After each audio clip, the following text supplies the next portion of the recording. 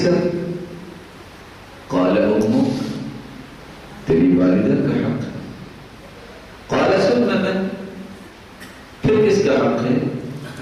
قال ابوک، آپ کے والد گرامی کا حق ہے کہ سب سے زیادہ حسن سلوک انہی کے ساتھ کیا جائے۔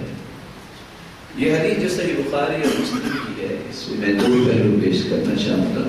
سب سے پہلا نقطہ، آج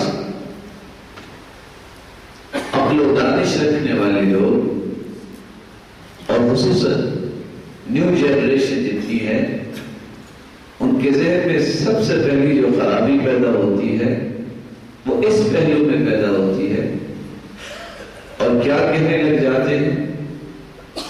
میرے باپ کو کیا پتا ہے؟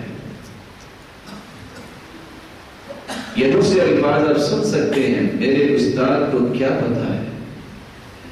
یہ پرانی باتیں کرتے ہیں۔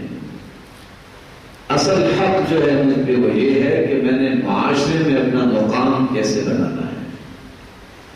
اصل حق یہ ہے کہ میرے گیت الاپتے نظر آئیں دنیا والے، یہ حق ہے، جس کے نتیجے میں وہ والد کے احترام کو، استاد کے احترام کو روندتا چلا جاتا ہے، جبکہ رسول اللہ صلی اللہ علیہ وآلہ وسلم نے فرمایا 3 حق ایک بندہ مومن پہ والدہ کے حق، اور چوتھا حق باپ کا حق ہے۔ رسول اللہ صلی اللہ علیہ وآلہ وسلم کے پاس ایک شخص آیا جس نے اپنے کندھے پہ اپنی والدہ کو اٹھایا ہوا تھا۔ برائدہ رضی اللہ تعالی عنہ روایت کرتے ہیں، سخت دور ہے، سوال کیا سرتاج رسول صلی اللہ علیہ وسلم، میں نے اپنی والدہ کو اپنے کندھے پہ بٹھا کے حج کروایا ہے، کیا میں نے اپنی والدہ کا حق ادا کر دیا؟ سرکار دو عالم مسکرا کر فرمانے لگے، وَلَوْ بِزَفْرَةٍ مِّن زَفَرَاتِهَا، تم اپنی والدہ کے حقوق کی ادائیگی کی بات کرتے ہو، تیری پرورش اور تیری ولادت میں جو تکلیف ہے اس کو برداشت کرنی پڑی، اس میں سے ایک تکلیف کا بدلہ بھی تم ادا نہیں کر سکتے۔ اور دوسری روایت کے الفاظ ہے وَلَوْ كَقُلَامَةِ ظَفْرٍ، یہ جو زائد ناخن بڑا ہوا کاٹ کے ہم پھینک دیتے ہیں، اتنا حق بھی تم ادا نہیں کر سکتے۔ تو پھر ایک بندہ مومن کے لیے کیسے روا ہے؟ باپ کہتا ہے کہ فلاں چیز لے کے آؤ، ماں کہتی ہے مجھے دوائی کی ضرورت ہے، اور دوسری طرف سے پارٹنر آ جاتا ہے، کولیگ آ جاتا ہے، روم میٹ آ جاتا ہے، یا کھیل کے میدان میں اکٹھے کھیلنے والے ساتھی آ جاتے ہیں، اور کس انداز سے والد اور والدہ کی بات کو ٹھکرا کر ان کے ساتھ چلا جاتا ہے۔ اور یہ حقیقت ہے، جو شخص ان حقوق کو پامال کرتا ہے، یقین کر لے ایک وقت آنے والا ہے، یہ ساری باتیں اس کے سامنے آنے والی ہے۔ کہنا چاہیے جیسے تم کرو گے ویسے ہی تمہارے ساتھ کیا جائے گا۔ تو رسول اللہ صلی اللہ علیہ وآلہ وسلم نے سب سے زیادہ حق بیان کیا ہے تو والدین کا بیان کیا۔ اور دوسری بات جو میں اس ضمن میں بیان کرنا چاہتا ہوں، پر بیمار ذہنوں کی اصلاح بھی ہونی چاہیے، جو کہتے ہیں کہ اسلام نے عورت کے حقوق کا خیال نہیں رکھا، اور عورت بھی ہوتی نظر آتی ہے کہ ہمیں بھی مردوں کے شانہ بشانہ چلنا ہے اور ہمارے حقوق کا بھی خیال ہونا چاہیے۔ ذرا سوچئے، سرکار رسول صلی اللہ علیہ وآلہ وسلم نے والدہ کے کتنے حقوق بیان کیے، اور باپ کا، عورتوں کے حقوق کا خیال رکھا ہے کہ نہیں؟ کون کہتا ہے کہ اسلام نے حقوق کا خیال نہیں رکھا؟ یہ تھوڑی عظمت ہے کہ سب سے پہلے اسلام کی عظمت کے لیے جو مال خرچ ہوا وہ کس کا مال تھا؟ خدیجہ رضی اللہ تعالی عنہا۔ یہ تھوڑی عظمت ہے کہ عورت ہی تھی جو صفا اور مروہ کے درمیان اپنے بچے کے لیے پانی لینے کے لیے دوڑتی پھرتی تھی۔ اللہ رب العزت کو اس کا دوڑنا اتنا پسند آیا، مرد ہو یا عورت جب تک صفا مروہ مکمل نہیں کرتا اس کا عمرہ اور حج مکمل ہی نہیں ہوتا۔ لیکن بات یہ ہے کہ جب انسان مخلص ہوتا ہے، وہ مرد ہو یا عورت، اللہ تعالیٰ اس کے عمل کو اتنا بابرکت بنا دیتے ہیں۔ تھی تو وہ عورت، لیکن آج وہ عمل مردوں کے لیے بھی لازمی قرار دے دیا گیا۔ تو اللہ رب العزت نے جو اسلام کی نعمت دنیا میں بھجوائی ہے وہ کامل اور اکمل نعمت ہے، جس میں کسی کے حقوق کو نہیں چھوڑا گیا، سب کو احکم الحاکمین ہے، ہر ایک کو اس کے حقوق دیے ہیں۔ ہاں انسان کمزور ہے، یہ اللہ کے حقوق کو پورا کرنے کی کوشش نہیں کرتا۔ اللہ رب العزت نے تو ہر ایک کو اپنی رحمت سے نوازا ہے۔ اللہ سبحانہ و تعالیٰ نے ان باتوں پہ یقین کرنے کی توفیق عطا فرمائے۔ والدین کا احترام ان کا حق ہے، والدین کی خدمت ان کا حق ہے، والدین کی اطاعت ان کا حق ہے۔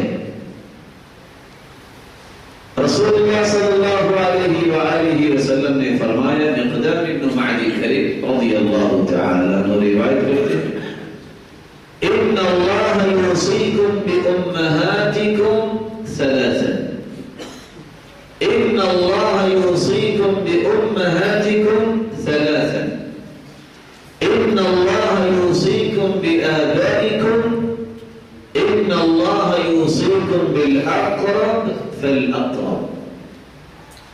اللہ رب العزت نے 3 مرتبہ یہ وصیت فرمائی کہ تم اپنی والدہ کے ساتھ حسن سلوک اختیار کرو، اس کی خدمت، اس کی اطاعت، اس کی فرما برداری، اس کے آرام کا خیال رکھنا۔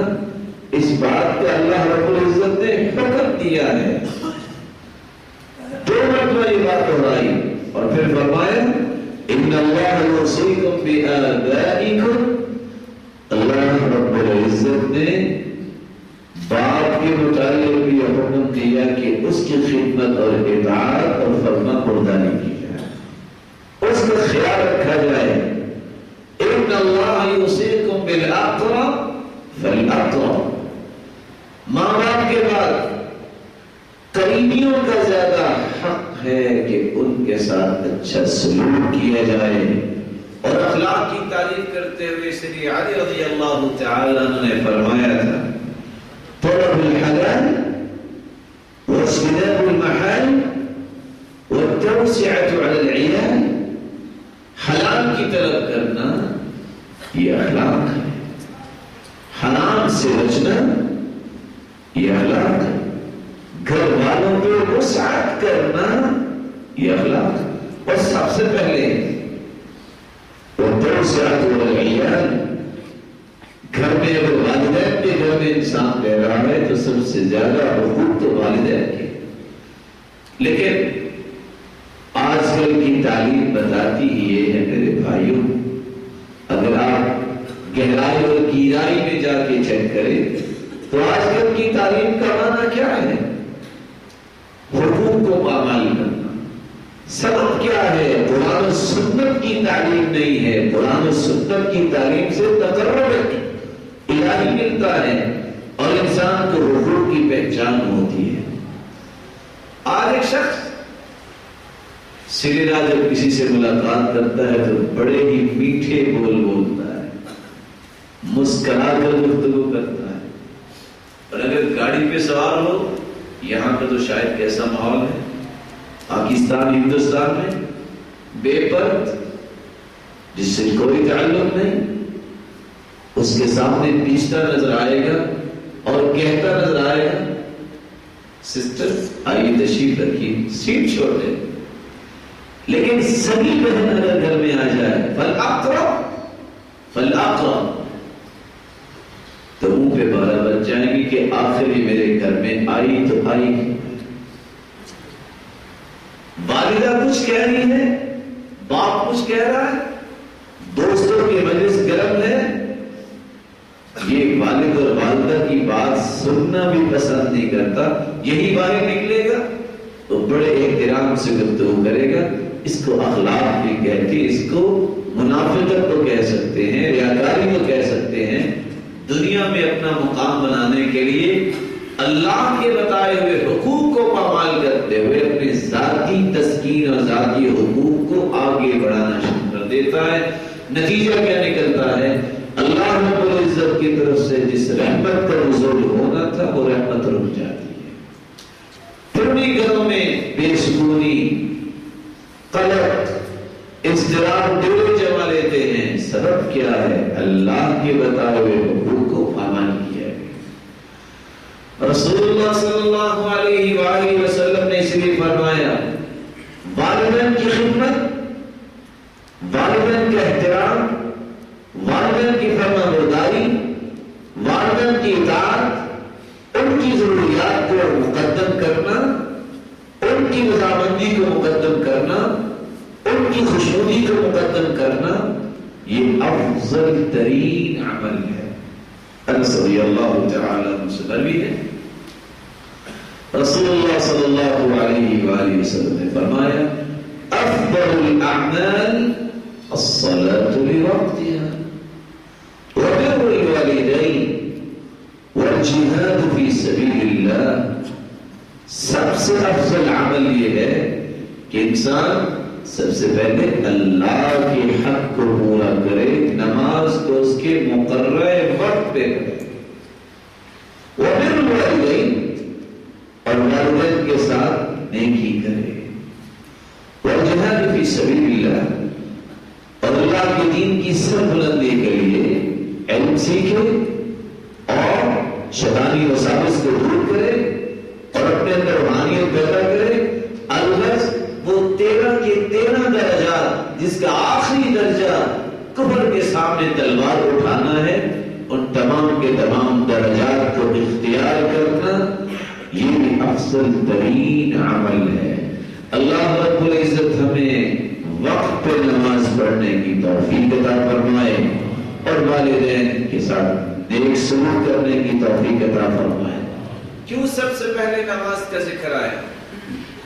رسول اللہ صلی اللہ علیہ وآلہ وسلم کے صحابی عبداللہ ابن مسعود فرماتے لو انکم صلیتم فی بیوتکم لترکتم سنت نبیکم ولو ترکتم سنت نبیکم لضللتم عن سواء السبیل ولقد رأیتنا وما يتخلف عنها إلا منافق معلوم النفاق. اگر تم نے مسجدوں کو چھوڑ کر گھروں میں نمازیں پڑھنا شروع کر دی، جیسا کہ پیچھے رہنے والے نمازیں گھروں میں پڑھتے ہیں، تو تم اللہ کے رسول کی سنت کو ترک کر دو گے. اور اگر تم نے سرتاج رسول کی سنت کو چھوڑ دیا تو تم صراط مستقیم سے گمراہ ہو جاؤ. وَلَقَدْ رَأَيْتُنَا وَمَا يَتَخَلَّفُ عَنْهَا إِلَّا مُنَافِقٌ مَعْلُومُ النِّفَاقِ. عبداللہ ابن مسعود رضی اللہ تعالی عنہ فرماتے ہیں اللہ کے رسول صلی اللہ علیہ وسلم کے زمانے میں نماز با جماعت سے پیچھے وہی رہتا تھا جو خالص منافق ہوا کرتا تھا. اللہ رب العزت ہمیں وقت مقرر پہ نماز پڑھنے کی توفیق عطا فرمائے. اور بہت بڑی خوشخبری ہے، فرمایا من صلى لله 40 يوما في جماعة يدرك التكبيرة الأولى كتبت له براءة من النار وبراءة من النفاق. 40 دن تک تکبیر اولا کے ساتھ باجماعت نماز پڑھنے والا اللہ کے یہاں اتنا پسندیدہ بن جاتا ہے، زندہ رہے گا تو منافق نہیں ہوگا، اگر موت آ گئی تو جہنم اس پہ حرام ہو جائے گی. اللہ اللہ ہر ایک کو اس بات کی توفیق عطا فرمائے۔ بلکہ رسول اللہ صلی اللہ علیہ وآلہ وسلم نے تو فرمایا والدین کی خدمت، اطاعت، فرما برداری اور ان کا خیال رکھنا اللہ کے ہاں محبوب ترین عمل ہے۔ عبداللہ بن مسعود رضی اللہ تعالی عنہ روایت کرتے ہیں سألت النبي صلی اللہ علیہ وسلم أي العمل أحب إلى الله تعالى، سرتاج رسول سب سے محبوب ترین عمل اللہ کے ہاں کون سا ہے؟ قال الصلاة على وقتها، نماز کو اس کے وقت پہ ادا کرنا۔ قلت ثم أي، پھر کون سا؟ قال بر الوالدین، والدین کے ساتھ نیکی کرنا۔ قلت ثم أي، پھر کون سا؟ قال الجہاد فی سبیل اللہ، تیسرے نمبر پہ اللہ کی راہ میں اللہ کے دین کی سربلندی کے لیے کوشش کرنا، جہاد کرنا، یہ محبوب ترین عمل ہے۔ رسول اللہ صلی اللہ علیہ وآلہ وسلم نے فرمایا قیامت کا دن ہوگا، اللہ رب العزت فرمائیں گے این جیرانی، میرے پڑوسی کہاں ہیں؟ اللہ کی پڑوسی کوئی بولنے کی طاقت نہیں رکھے۔